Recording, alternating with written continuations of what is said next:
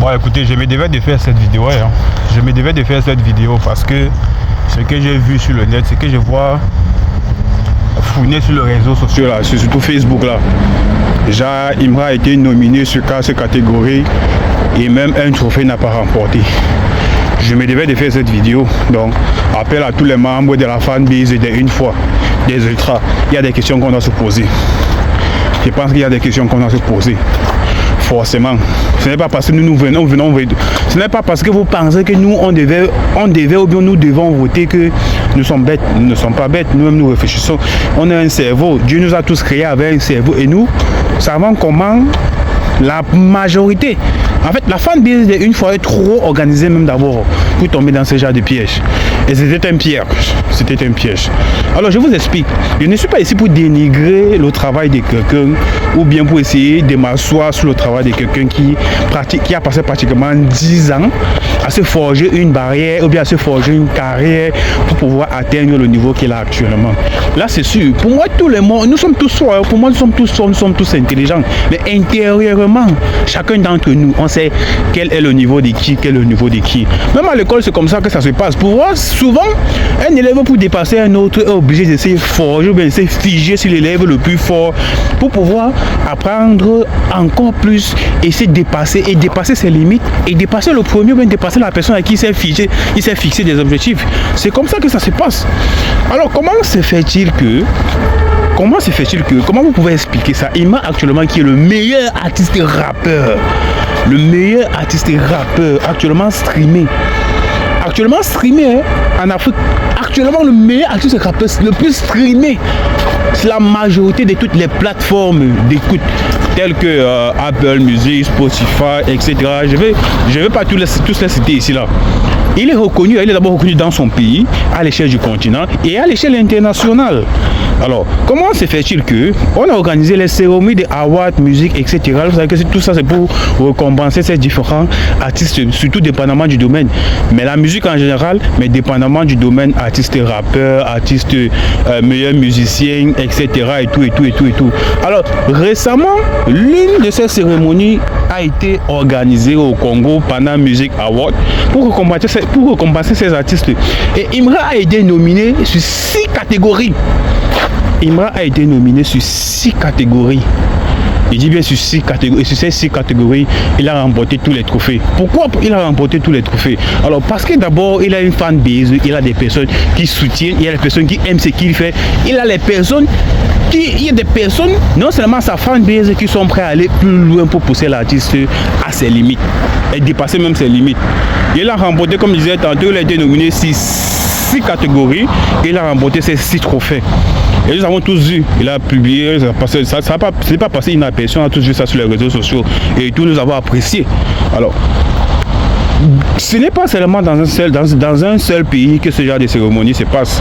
Et récemment aussi, il y a le Djali Award, il y a le Primoud qui s'est passé aussi à Côte d'Ivoire. Imra, naturellement, a raflé aussi les trophées là-bas. Et celui du Bénin, je ne sais pas, celui du Bénin qui a été organisé, et c'est là quelques jours. Afrimat, quoi, machin, truc, musique, award. Il a été organisé et je peux vous dire que la fanbase du Chiti, la fanbase du Une Fois n'a pas manqué de faire des publicités. Et d'envoyer les différents liens de vote. Comme il dit bien, les différents liens de vote pour mettre l'artiste en avant et pour qu'il puisse décrocher. Même si c'est un trophée, ce n'est pas petit. Même si c'est pas petit, parce que c'est actuellement le meilleur rappeur en Afrique. Et bien évidemment, on le sait, il y a les statistiques, il y a le public qui en parle. Tout le monde en parle, les papas, les mamans, les enfants, le public et tout le monde, même à l'échelle internationale, on en parle, même à l'extérieur du continent, on en parle. C'est le meilleur rappeur actuellement en Afrique. Alors, il a participé à Afrima Music Award et subitement, il a été nommé sur 4 catégories. Et apparemment, sur ces 4 catégories, il était sur 3 catégories premières. Il n'est même pas sorti avec un trophée. Je peux vous dire, je peux vous affirmer à 99%, 99,99% que la fanbase du Chiti, Une Fois, ils ont fait le travail. Si c'est que pour voter, non, on a tous voté. Mais qu'est-ce qui s'est donc passé? Alors, je vous ai dit au début de la vidéo que concrètement, Tout le monde, nous sommes tous forts, nous sommes tous intelligents, nous avons tous le génie en nous. Mais intérieurement, tout le monde, on sait tout ce qui est qui. À l'intérieur de toi, tu sais que tu es fort. Mais à un niveau, quand tu vois quelqu'un d'autre qui est plus fort que toi, tu reconnais intérieurement. Tu peux peut-être ne pas t'asseoir sur ton ego en venant dire publiquement qu'il est le fort que moi, mais tu reconnais intérieurement que cette personne est plus forte que toi. Et tu t'alignes et tu essaies de travailler encore plus. Bien évidemment. Vous savez que sur cette terre, il y a ce que Dieu crée, il y a ce que les êtres humains créent. Alors, c'est que les êtres humains ne peuvent pas contrôler ce que Dieu crée. Ils ne peuvent que contrôler ce qu'eux-mêmes ils créent. Vous voyez un peu, si un être humain crée quelque chose, il n'y a que ça qui peut contrôler lui-même. Et je pense, et je crois que c'est vrai. Alors, il a été nominé dans 4 catégories Afrima Music Award et malheureusement n'a pas remporté un trophée. Je dis encore, je ne suis pas ici pour dénigrer le travail de quelqu'un. Hein. Je ne suis pas ici pour dénigrer quelqu'un, mais je vais m'accentuer beaucoup plus sur quelqu'un. Sur Axel Méry. Axel Méry. Axel, mon très cher Axel Méry, tu es fort. Tu es fort. Et je te dis, je redis encore, nous sommes tous forts.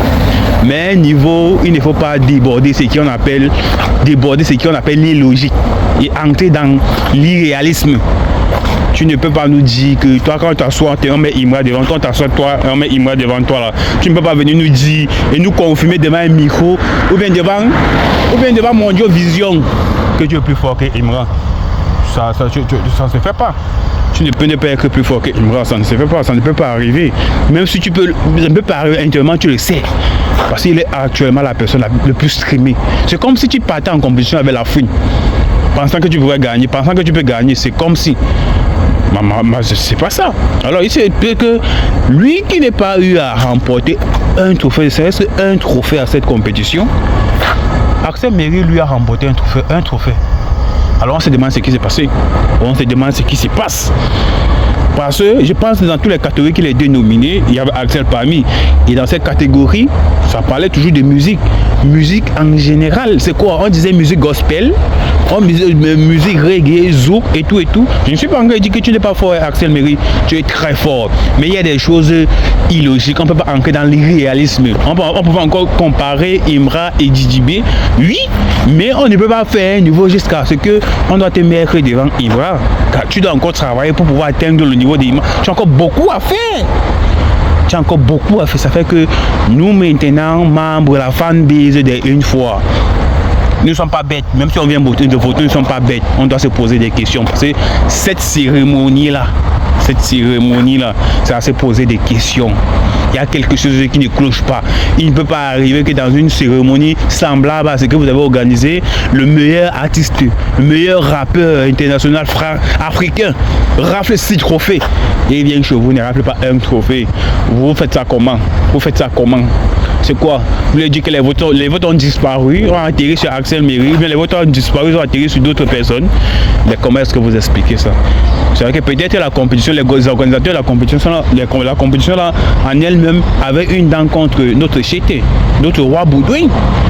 Alors que nous, maintenant, les fans d'une fois là, on doit se poser des questions. Parce que c'est-à-dire, ça redit qu'il y a certaines compétitions qui doivent désister. Parce que ce n'est pas normal. Ce n'est pas normal.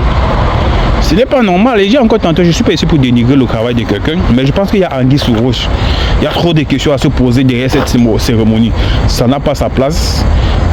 Les résultats sont trop bizarres, bien parce que c'est vous qui avez organisé. Vous choisissez ceux qui vont gagner et ceux qui ne vont pas gagner. Bref, c'est là que vous comprenez le sens de tous les propos du mari de Roselyne Layo. Comment il s'est énervé au Djali Award. Parce qu'après que sa femme a été nominée dans plusieurs catégories, elle ne veut pas rentrer avec un trophée. Et c'était José qui avait ramassé tous les trophées.